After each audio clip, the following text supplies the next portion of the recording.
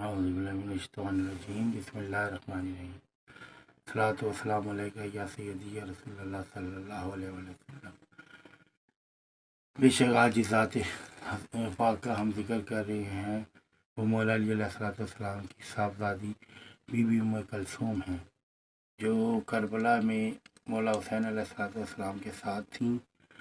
اور میں اکثر یہ سنتا بھی ہوں کہ کچھ لوگ یہ کہتے ہیں کہ بی بی ام کلثوم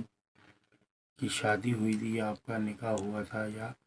اس طرح کی کوئی بات، تو ایسی کوئی بات بالکل بھی نہیں ہے، کیونکہ جب اس چیز کی بات کی یہ ہے کہ جب آپ کربلا کے واقعے میں تھیں، خیمے میں تھی، تو مولا غازی آباد علمدار آپ جو ہے نا جب اجازت لینے کے لیے آئے تھے بی بی زینب سے، پھر بی بی ام کلثوم سے، تو بی بی پاک نے فرمایا تھا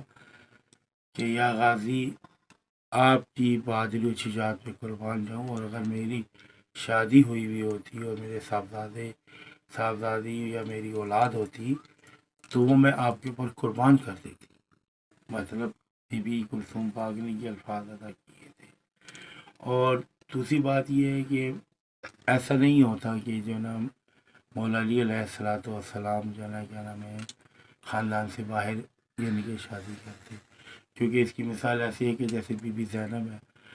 آپ کی شادی مولا علی علیہ السلام کے چچا جعفر طیار علیہ السلام کے صاحبزادے عبداللہ بن جعفر کے ساتھ ہوئی۔ اور ایک بات کی اور میں آپ کو بتانا چاہتا ہوں کہ بہت کم لوگوں کو پتا ہوگا کہ بی بی زینب کے جو صاحبزادے ہیں اون و محمد، دو صاحبزادے، وہ دونوں بہت چھوٹے تھے،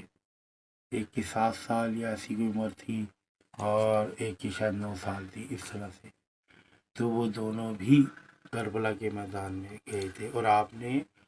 ان دونوں کو بھی بھیجا تھا اور شہادت نوش فرمائی دونوں نے۔ تو مقصد بتانے کا یہ ہے کہ بی بی زینب کی بھی اسی طرح سے ہوئی، اور مولا علی علیہ السلام بالکل بھی نہیں چاہتے، اور بی بی پاک بی بی فاطمہ الزہرا رضی اللہ علیہ السلام آپ بے شک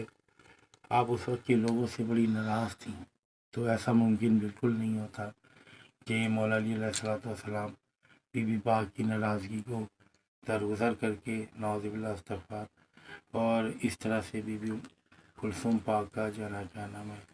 رشتہ کہیں اور ایسی جگہ کر دیتے ہیں۔ لیکن ایسی باتیں بالکل بغیر کسی دلیل کے ہیں اور بے وجہ ہے۔ ان باتوں کو میں تو کم از کم رد کرتا ہوں، کیونکہ مجھے ایسا کوئی نالج نہیں حاصل ہوا کہ اس طرح کی کوئی بات ہوئی ہے، کیونکہ واقعات پڑھے تو بی بی ام کلثوم پاک علیہ السلام کی باتوں سے یہ اندازہ ہوتا، اور آپ کربلا میں موجود تھی اور کہیں پہ ایسا ذکر نہیں ہوا کہ آپ کی شادی ہوئی ہو یا ایسی بات ہو اور اس کا ذکر ہوا ہو۔ تو بہرحال بے شک یہ بی بی پاک کی ذات مقدس بہت اعلیٰ ہے، ہم لوگوں کو بہت احتیاط کرنی چاہیے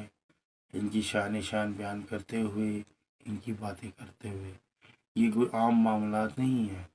اگر ہم دیکھیں تو جس طرح اللہ تعالیٰ کا فرمان ہے حقوق العباد کے بارے میں کہ حقوق اللہ تو اللہ تعالیٰ کی ذات معاف کرتی ہے، لیکن حقوق العباد اللہ تعالیٰ اس وقت تک نہیں معاف کرتا جب تک اس شخص سے معافی نہ لی جائے۔ تو یہ تو بیویوں کے معاملات ہیں اور یہ اہل بیت کے معاملات ہیں، ان کی شان میں اگر کوئی نعوذ باللہ ایسی کوئی بات کرتا ہے تو جب حقوق العباد اللہ نہیں معاف کرتا تو پھر ان کے لیے تو اللہ تعالیٰ غضبناک ہو جاتا ہوگا۔ تو اس لیے ہمیں ان چیزوں سے پرہیز کرنا چاہیے، ایسی باتوں سے